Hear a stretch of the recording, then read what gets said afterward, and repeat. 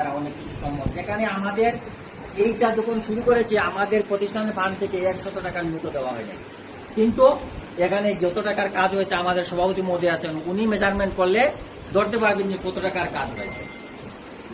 সব মিলিয়া মহান রবের শুকরিয়া আমরা আদায় করি। আমরা মাত্র 5 মাসের ব্যবধানে এখানে আমরা ক্লাস নিয়ে আসতে সক্ষম হয়েছি, সেজন্য আবারও বলি আলহামদুলিল্লাহ।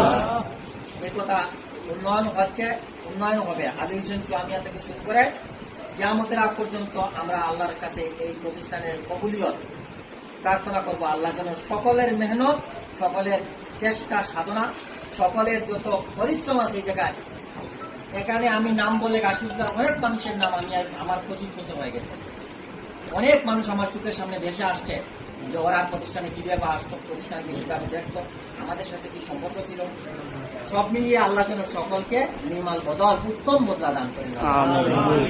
আমি আর সেদিকে না গিয়ে আমরা এই প্রতিষ্ঠানকে, আমাদের প্রতিষ্ঠান আমরা আগে ঘোষণা করে ফেলেছি, আমাদের মতো করে আমরা সাজাবো।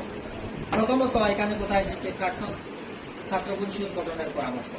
আমি প্রস্তাব আকারে সভাপতি মহোদয়, সভাপতি না মূলত আমাদের প্রধান অতিথি আর সভাপতি যাই করি, আমাদের অভিভাবক সকলের কাছে আমি একটি প্রস্তাব অনুমোদন করছি, যে প্রস্তাবনা পেশ করছি যে আমরা প্রাক্তন ছাত্র পরিষদ বললেই তো সকলকে নিয়ে গঠন করা যাবে না।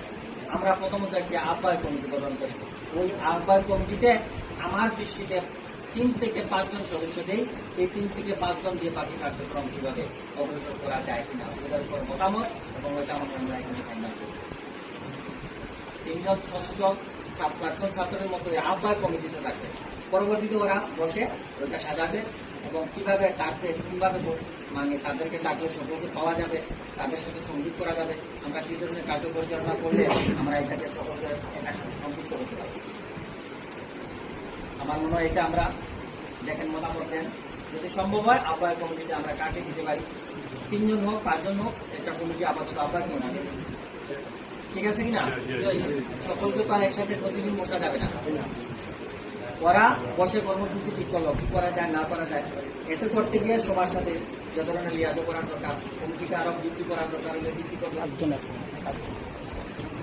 5 জনের কমিটি জনাব 5 জনের কমিটি দেওয়া হোক, আহ্বায়ক কমিটি 5 জনের।